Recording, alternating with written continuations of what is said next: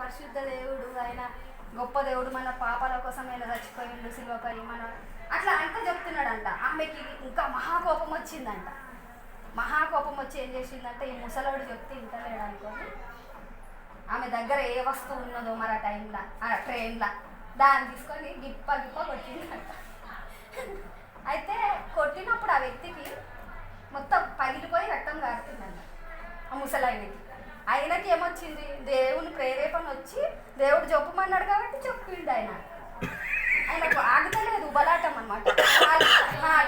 నా లెక్క అయితే చెప్పారు కొట్టారు కదా. ఆ ముసలోడికి మొత్తం రక్తం గారి ఇది అయిపోయాడు, బ్లడ్ అయిపోయాడు. కూర్చున్నాడు అంటే ఇక కూర్చున్నాక కొంచెం సేపటి అయినాక ఆ కొట్టినాక ఏడుస్తుందంట. ఓ అమ్మలో అక్కలో వాళ్ళమ్మ లక్క అని ఏడుస్తుందంట. అయితే ముసలాడు పరిచయం ఏంటంట, కొట్టింది నన్ను, నాకు రక్తం కారుతుంది, నేను మూసుకొని కూర్చున్నా, ఈమెందుకు ఇట్లా ఏడుస్తున్నది అనుకొని మళ్ళా పోయిందంట ఆమె దగ్గరికి. ఎంత ధైర్యం కదా ముసలాయనకి. పోయి అన్నాడంట, అమ్మ ఎందుకు ఏడుస్తున్నావు అని అడిగితే ఆమె ఏం చెప్పిందంట, ఇంకా గట్టిగా ఏడుస్తున్నదంట. ఏమైందమ్మా ఎందుకు ఏడుస్తున్నావు, కొట్టినవు నన్ను కదా, నాకు రక్తం కారుతుంది, నువ్వెందుకు ఏడుస్తున్నావు అంటే, అయ్యా నేను ఇందాక నిన్ను కొడుతుంటే నా కొడుకు కొట్టకు అని అంటున్నాడు, అందుకే నేను ఏడుస్తున్నాను అన్నాడంట. కొట్టకు అని అంటే ఎందుకు ఏడుస్తున్నావు అమ్మా అంటే, నా కొడుకు పుట్టినప్పటి నుంచి మూగవాడయ్యా, ఇంతవరకు మాటలేవు నా కొడుకు, నిన్ను కొడుతుంటే నా కొడుకు కొట్టకు అని వదిలిందయ్యా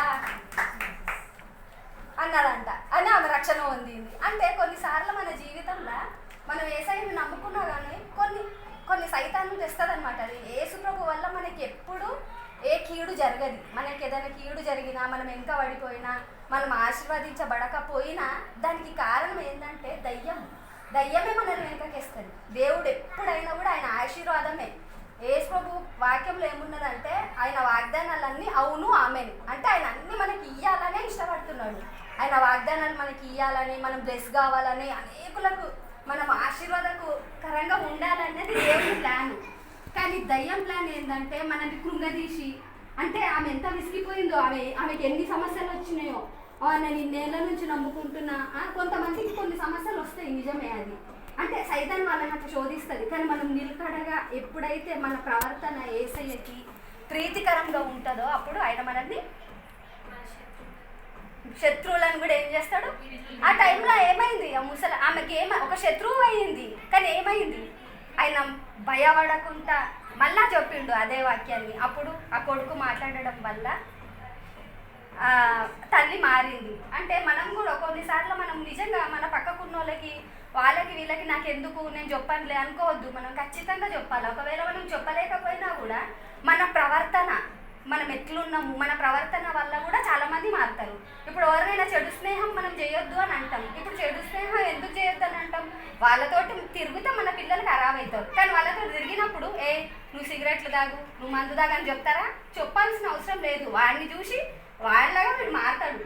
అరే నువ్వు తాగురా చేయరా అని అన్నాడు. వాడు పక్క పిల్లాడు, అరే ఎవరు రాకుండా చూడరా నేను సిగరెట్ తాగుతున్నా అంటాడు చిన్నగా ఉన్నప్పుడు. అప్పుడు వీడేం చేస్తాడు, అరే నేను కూడా ఒకసారి కొడతారా దమ్ము అని అంటాడు. అంటే మన ప్రవర్తన మంచిగా ఉంటే మన చెడ్డోడు కూడా మంచోళ్ళలాగా మారుతారు.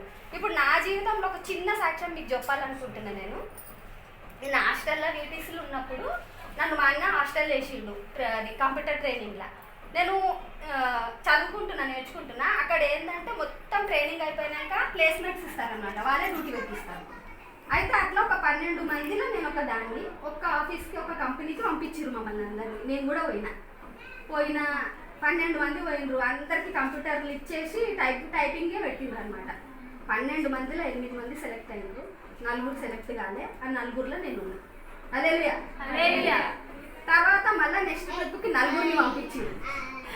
4 పంపించినాక మళ్ళీ కంప్యూటర్లో టెస్ట్ పెట్టిరు. ఆ 4లో 2 సెలెక్ట్ అయ్యారు, 2 సెలెక్ట్ కాలే. ఆ 2 సెలెక్ట్ కాని వాళ్ళ దాంట్లో నేను ఉన్నా. తర్వాత ఇంకొక ట్రిప్ 3 ఛాన్సులు ఇస్తారన్నమాట వాళ్ళు. మళ్ళీ 3వ ట్రిప్కు కూడా మళ్ళీ పంపించారు ఒక దగ్గరికి. అది ఎక్కడ అంటే ఉప్పల్ బస్ స్టాండ్ దగ్గర. ఇంకా అది నాకు ఏరియా కూడా నాకు చాలా గుర్తుకున్నది, అది ఎందుకో గుర్తున్నది బాగా. ఆ 2 పంపించిండ్రు. ఆ 2 పంపించినాక మళ్ళీ కంప్యూటర్ టెస్ట్ పెట్టిండ్రు టైపింగ్. అయితే నేను మళ్ళీ టైప్ చేసిన. 2 కదా ఈసారి పోయినాక ఏంటిగా జరిగింది తెలుసు కదా ఆల్రెడీ. ఏం జరిగిండొచ్చు? ఆ ఒక్కళ్ళు నేనే. అప్పుడు నా మనసు ఎట్లుంటుంది అంటే, సరే నేను నా డ్యూటీ చేసుకొని నేనేం బతికే పరిస్థితిలో అప్పుడు లేదు, నాకు అనవసరం డ్యూటీ. మా అమ్మ గవర్నమెంట్ డ్యూటీ చేస్తుంది, ఏదో ఒక రకంగా ఒక పూట పెట్టకపోయినా ఇంకొక పూట నేను పెడతాను. కానీ నాకు జరిగిన అవమానం ఏంది తెలుసా? అంత సార్లు నేను పోయినా, అన్నిసార్లు పోయినా నేను సెలెక్ట్ చేయడం కాలేదు. సెలెక్ట్ అసలు కాలేదు. నాకు మస్తు బాధ అనిపించింది. నేను పోకపోతే ఉంటానన్నా బాగుంటుండే. అసలు నేను ఎదురు అందరి ముంగట అవమానం కదా. నేనైతే పెద్ద అన్ని దులిపేసుకున్నా, నాకు పెద్ద విషయం కదా. అందరూ షార్ప్ బాగు, నువ్వు సెలెక్ట్ కాలేదా, నువ్వేం బాధపడకంటే అప్పుడు ఇంకెక్కువ బాధ అయిపోయింది నాకు. నువ్వు బాధపడుతున్నావు, నువ్వు బాధపడకి ఇంకొకటి దొరుకుతుందిలే అని. అట్లా ఇప్పుడు అంటే దేవుని చిత్తంలో మనకి దేవుడైతే ప్రణాళికలో కొన్ని పెడతాడు. అప్పుడు మనం చిన్న చిన్న వాటిని ఆశించినప్పుడు అవి జరగకపోతే మనం అస్సలు బాధపడద్దు, టెన్షన్ పడద్దు. ప్రార్థనే చేయాలా. ఎట్లా చేయాలా? యేసయ్యకు ప్రీతికరమైన ప్రార్థన మనం చేస్తే ఆయన మన శత్రువులను సైతం మిత్రుల్లాగా చేసి మనల్ని ఆశీర్వదిస్తాడు. ఇప్పుడు నేను ఒక సాక్ష్యం చెప్పడానికి మనల్ని నిలబెడతాడు దేవుడు.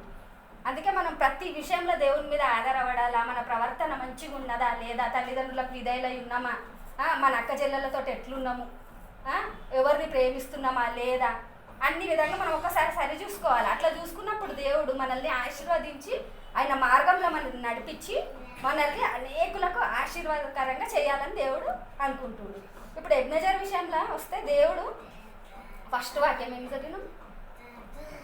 సామెతలు 9:11. ఇప్పుడు ఎబ్నేజర్ని దేవుడు ఆశీర్వదించుండు కాబట్టి, యెహోవా వలన నీకు దీర్ఘాయువు కలుగును, నీవు జీవించు సంవత్సరములు అధికంలవును.